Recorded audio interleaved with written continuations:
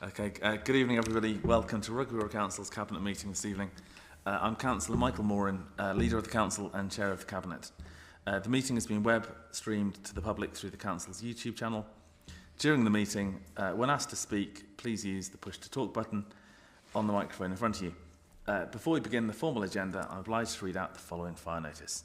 There is no fire drill scheduled in the building this evening. If the fire alarm does sound, then please do make your way out of the building, down the main staircase and out the main doors of the Town Hall, and congregate at the entrance to Coldgut Park. An officer of the Council will give instructions on when it is safe to return to the building. Thank you very much.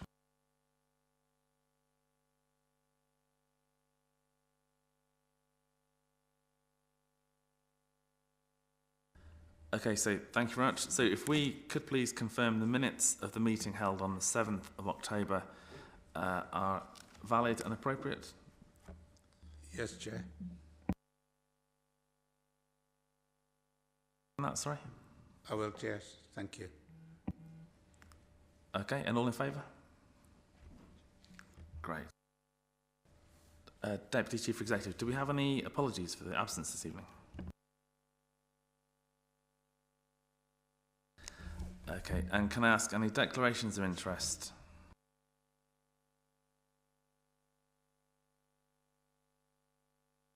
Do we have any non-pecuniary interests as defined by the Council's Code of Conduct for councillors? No. And do we have any pecuniary interests as defined by the Council's Code of Conduct for councillors?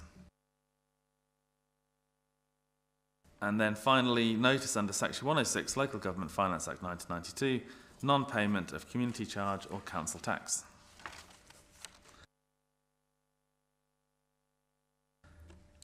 Item 4, do we have any questions this evening?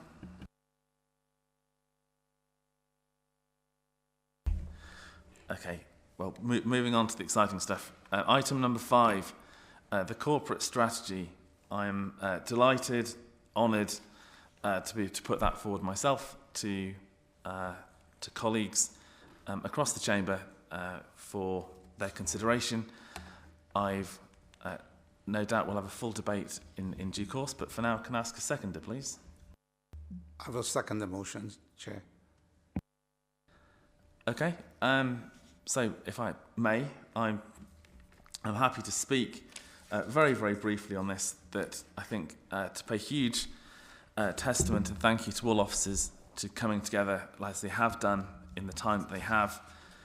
We've taken a very new approach. We've taken a different tact. I think what we will hopefully put in store now to achieve over the coming years will bear fruit. And I think key for me is that we've got identifiable objectives and the work now flows to deliverable resources and outcomes. And then from that, we can then build to achieve great things for the town. So, as I said, honoured, excited to put it forward. Can't wait to get stuck into it. And invite any questions, councillors. Paul Picker. Thank you, Chairman. Corporate strategy, 24, 20 or 34, 25, 35. Be a big document. I want time to speak together with my group, and we'll come back with a full-blown reply at full council.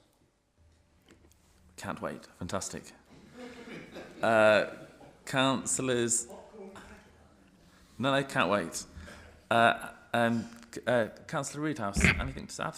Yeah, no, thanks. The document is finally here. I think it took a little bit longer than it should have done, but it's now here, and we can now move to it. I look forward to the council debate where we can have a robust discussion around the themes of the corporate strategy and the way it's going.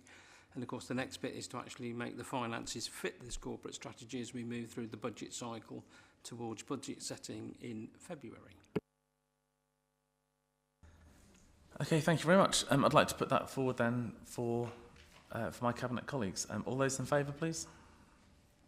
Thank you very much.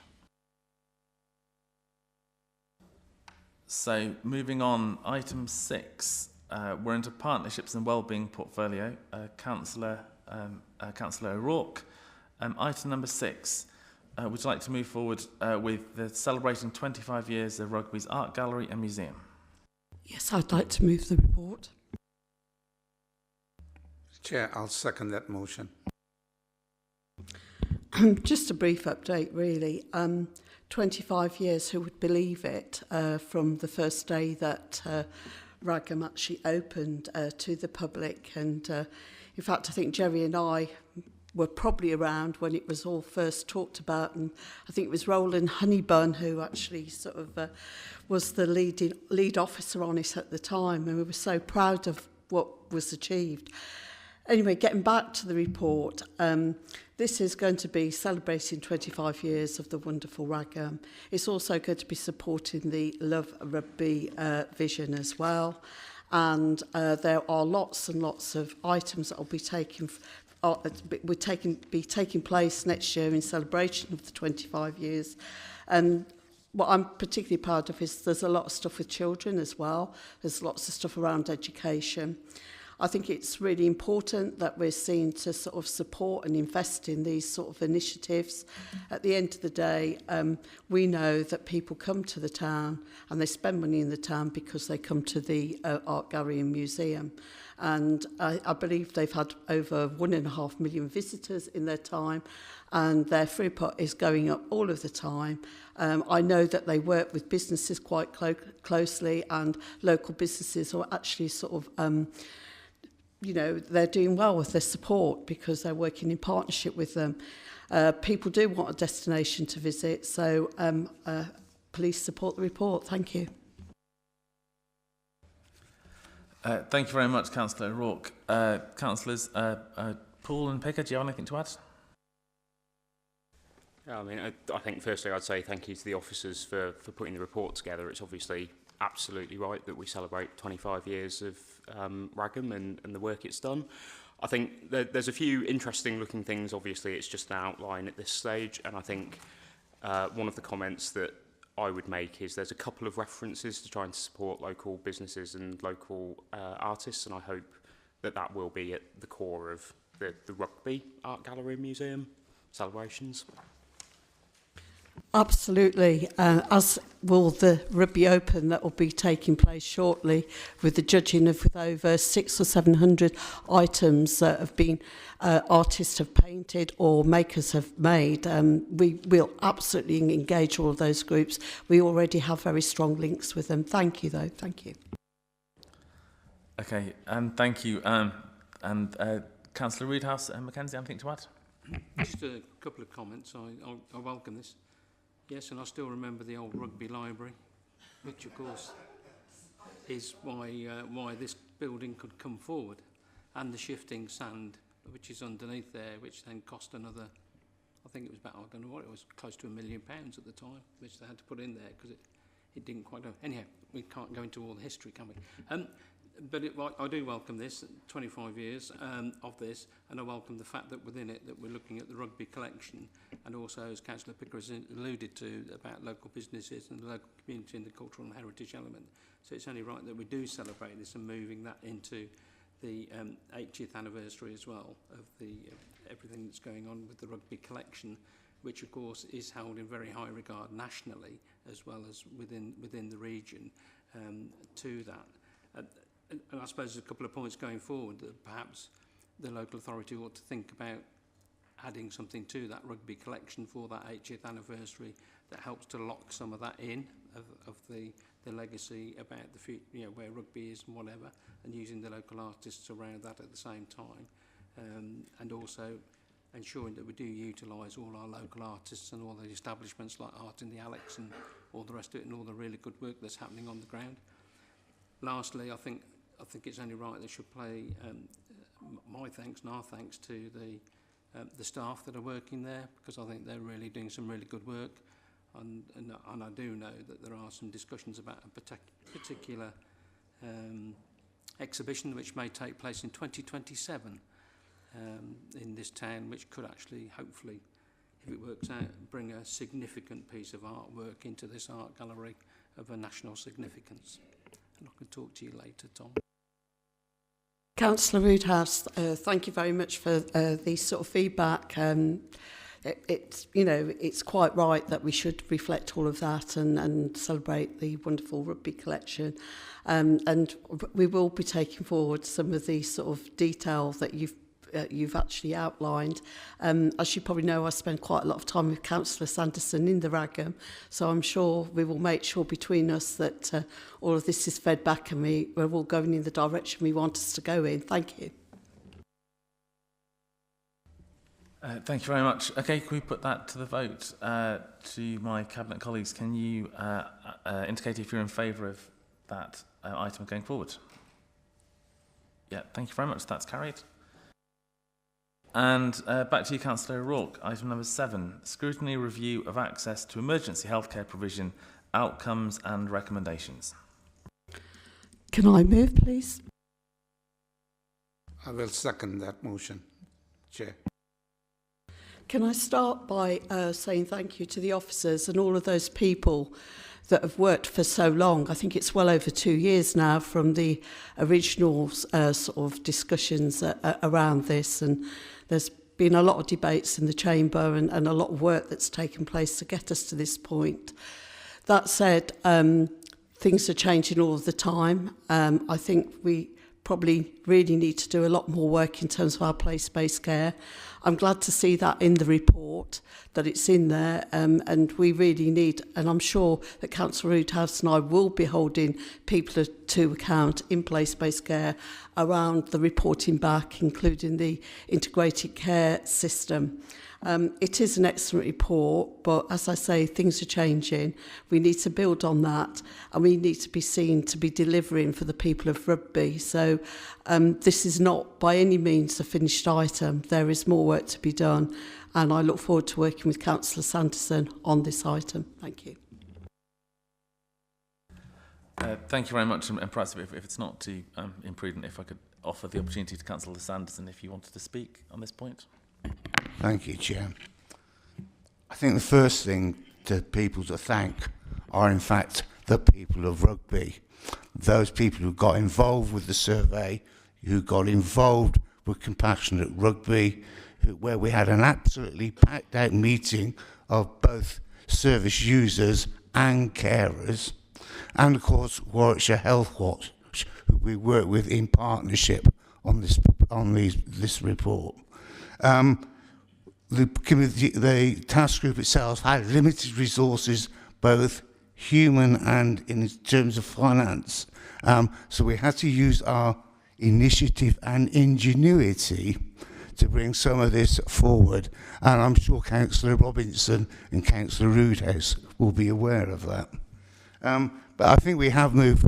We did bring this, and again, this report preempts the recent decision regarding Hoskin Ward. It was produced prior to that.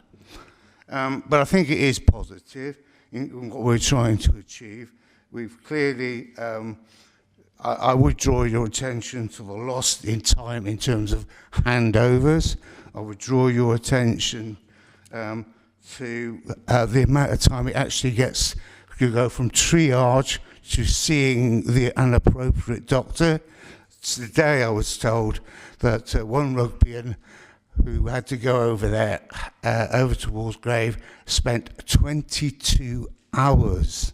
22 hours. And the only special things they had was a blood test and a scan. It's not good, is it? I'm beginning to wonder whether the real problem is in Walsgrave, not in Rugby. Again, getting out of Walsgrave is a problem as well, in that it's now Coventry Warwickshire University Hospital has the largest discharge process of any of the 3 hospitals in this area. That includes the George Eliot, Warwick and St Cross. Positive thing is the number of patients that actually went through Rugby urgent care, which was 25,000, and that's not largely known by the public. But I quite agree with the portfolio. We do need to move forward with this. We have looked at doing an action plan, and I look forward to working with Councillor O'Rourke in delivering and implementing that action plan. Thank you, Councillor Sanderson. Look forward to working with you as well. And I think it will be a great opportunity as well to look forward to another annual event with Health Watch, where we can hear the voices of people using the services as well as looking at the data. So thank you. Thank you. Can I invite Councillors Picker or Paul if they wish to speak? Thank you, Chairman. Firstly, can I thank Councillor O'Rourke. I know she's passionate about this item. We all should be passionate about this item. But I would like to thank the Task and Finish group for pushing through with it. And I would like to thank the scrutiny panel for bringing this towards Cabinet today. And a lot of it, the recommendations are down to you, Chair. There's 7 bullet points for you to take care of, and I hope you do them. And I'm happy with the report as printed. Sorry, Thank Chair, you very much. if I... Councillor Picker, carry on. Well, it occurs to me, I think I may have erred in that I probably ought to declare a non-pecuniary interest. The report, which is an excellent report, and I'm grateful to all those who have contributed to it, does refer to the former Member of Parliament's St Cross survey. At the time that survey was carried out and conducted, I was working for the Member of Parliament, though sadly as of this afternoon no longer. But I think the one thing I would say is it shows that this is a cross-party issue. I think we all are on the same page when it comes to what we want to see and how we want to move forward. I know there's already some productive work going on behind the scenes within those cross-party groups, and I hope that we can continue working on that for the benefit of our residents. Thank you. Councillor Mackenzie and Councillor Reedhouse, have a speak. Just a quick one, really.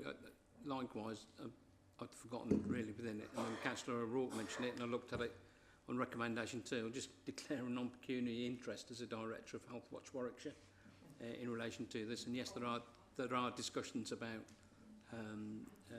the state of rugby report and other particular work within rugby as well that's taking place. And yes, there's a cross-party element that we are all working together on this, which is great, and we need to continue to do that. I suppose the only comment I would make about this, and I know Councillor Sanderson has been frustrated by this as well, is the amount of time it's taken to get this produced to this level for delivery, really. It is too long. It started some time ago, and I suppose the only other comment that I would then make is that if we are going to do scrutiny reviews, we need to make sure we've got the resources and the backup to make sure they're done timely, in pace and delivered, so actually the council can actually enact upon them in a way which is timely, really. And that's the only comment. But thank the Task and Finish group and the officers concerned, because I know how complex this is as well. There's a lot of complexities that sit behind this, but there has been a lot of movement which is coming alongside it and beyond, and then that relates back to my previous point about pace and time and moving things on. Sorry, can I just respond to that?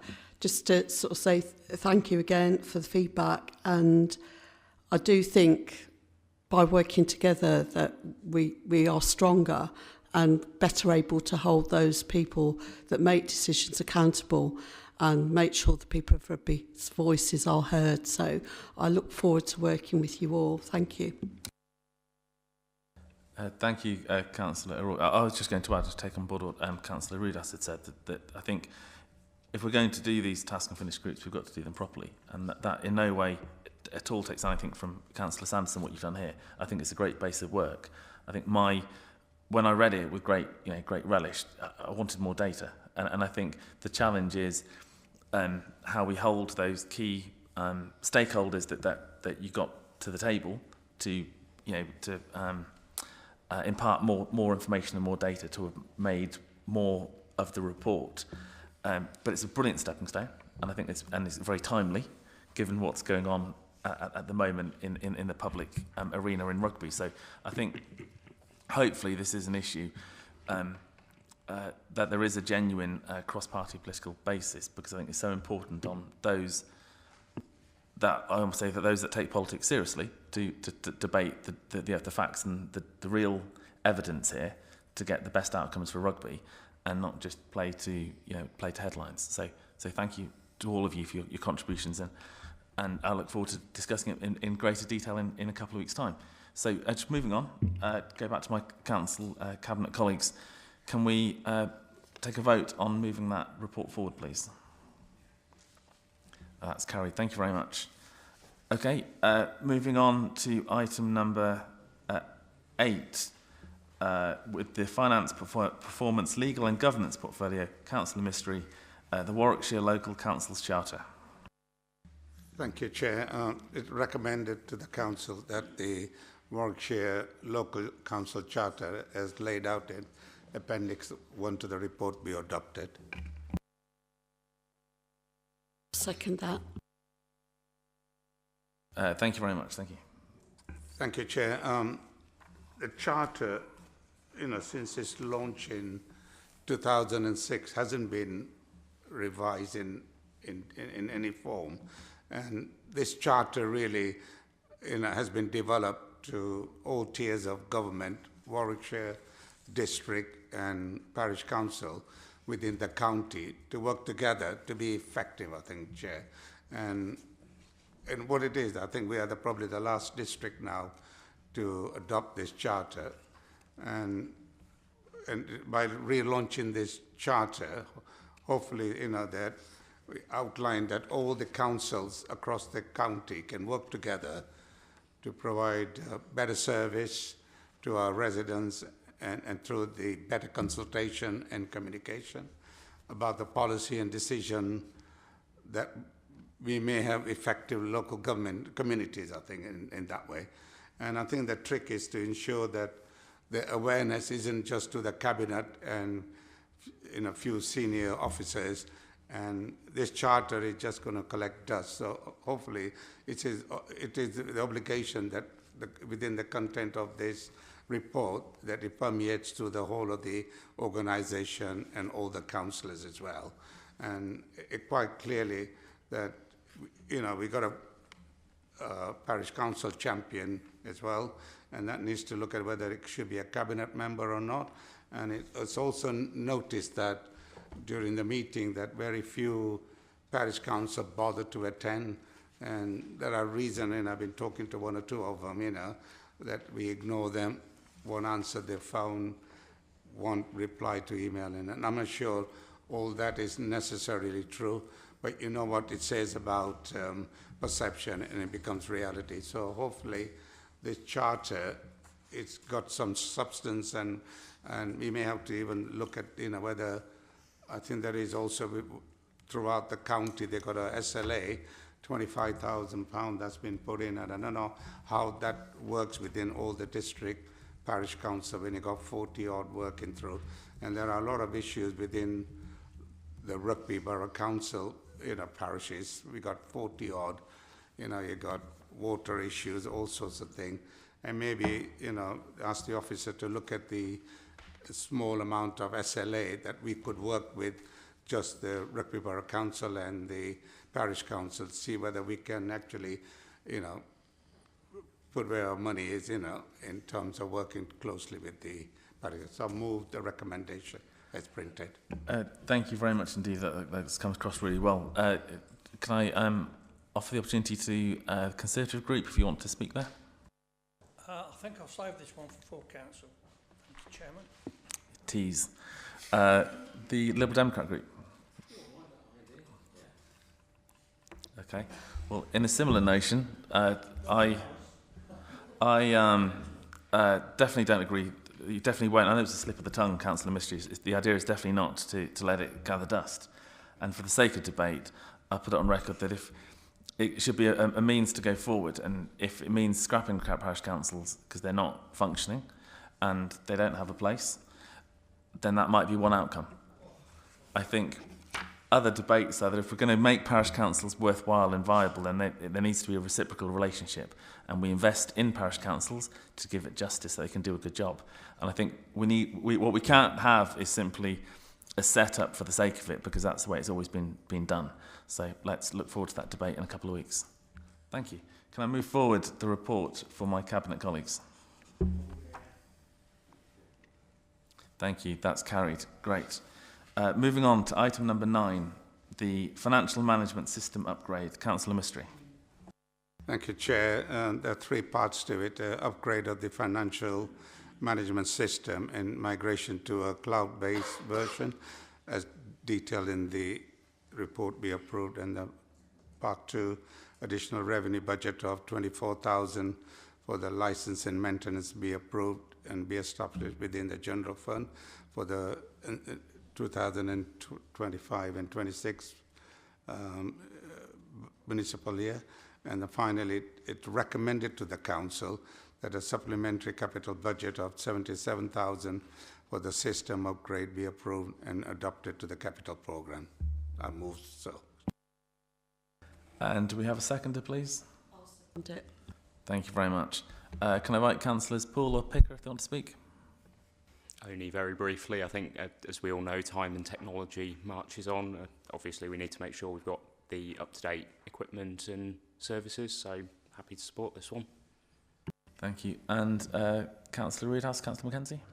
The only comment really is to make sure it's fully integrated with the stuff that's coming on down the line, and that we're ensuring that, you know, we don't get caught out by any particular things. I know you can't cover off everything, but you know, we do want to move to a more digital organisation with more work down that route, and therefore we need to ensure that whatever we do now is going to fit in with future plans, with future integration. If not, it's a waste of time. No, of course. I'm slightly looking to our senior officer, Thomas Griffiths. I'm sure won't be looking to waste anyone's money. So, but going back to Councillor Mistry. Yeah, Chair, I think it's Unit 4. It's important that we upgrade it because the whole of the system, whether it's annual statutory accounts, other transactional analysis, you name it, it runs on it. So there is no reason why we shouldn't do it, and it needs to work. Otherwise, it'll fall apart, and John and his team, you know, will be struggling. So it's important that this investment, and within the 2025 and 27, this obsolete system, which is not going to be upgraded, is going to fall off the cliff if you're not careful. So everything is on, and I'm sure I'll be talking to John and his team, make sure this takes place in a timely manner. Okay, thank you very much. Councillor Mistry, can I put that for the vote then, please, from the Cabinet? All in favour? Great. That's carried. Thank you very much. Okay, so moving on, we have the motion to exclude the public, and we've got an item under Part 2, exempt information number 1,